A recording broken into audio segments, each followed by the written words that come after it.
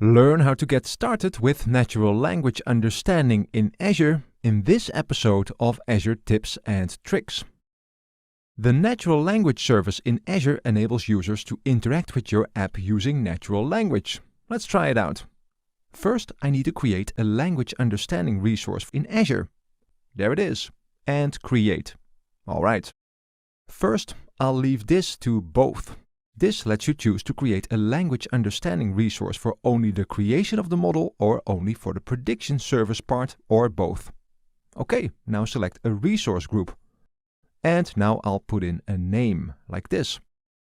And also for the authoring service. This is the part of the service that lets you create a model and train it. Okay.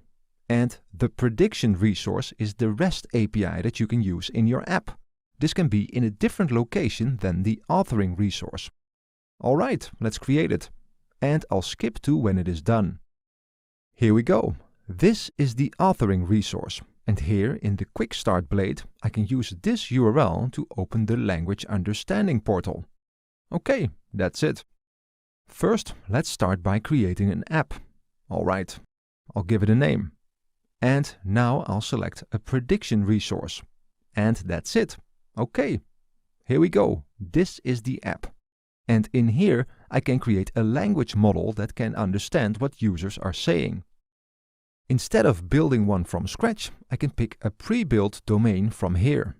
These are language models for scenarios like home automation, planning, and this one for weather. Let's add it. Okay. The main components of a language understanding application are intents and entities. Intents, like these, are how the language understanding service understands what users want to do. Intents are made up of utterances, which are examples of what a user could input, like these. And these utterances contain entities, like this weather range, or this one that identifies words that represent a time. Let's see. These are the entities that are used in the model.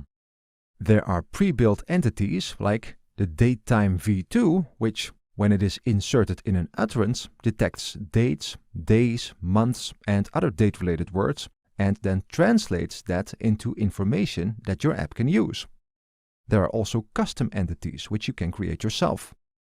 You can create entities that detect certain words in a list, like east, west, or south, and entities that are machine-learned. The machine-learned entities learn their possible values from example utterances. So, intents and entities make up the model. And here in the settings, I can tweak the behavior of the model and its machine learning training. Alright, now we need to train the model. Here it goes. It now uses machine learning to create a model that can predict what user input means. Okay, it's done. Let's test it. And here we go. I'll type something that a user might type in. Okay. It spits out a result, which I can inspect. Alright. So the service predicts that the intent of this input was weather.checkWeatherTime, and it predicts that with a 99% certainty. It also detected the weather.weatherRange entity from the word hottest and the historic entity from the word month. Pretty cool. Now, let's publish this model to an API endpoint.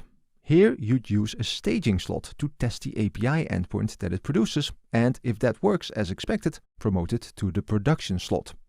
You can also indicate if you want to use sentiment analysis to evaluate the sentiment of text input, apply Bing spell check to compensate for spelling errors, and speech priming to improve the recognition of spoken words and phrases that are commonly used in your app.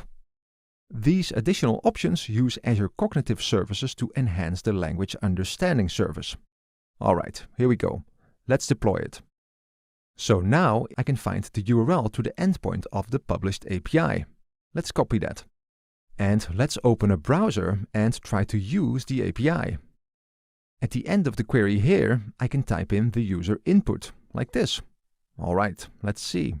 That's it. This is the same result as we saw in the test window, but now as JSON data, which you can use in your app. The language understanding service can help you to interact with your users by understanding what they are saying. Go and check it out.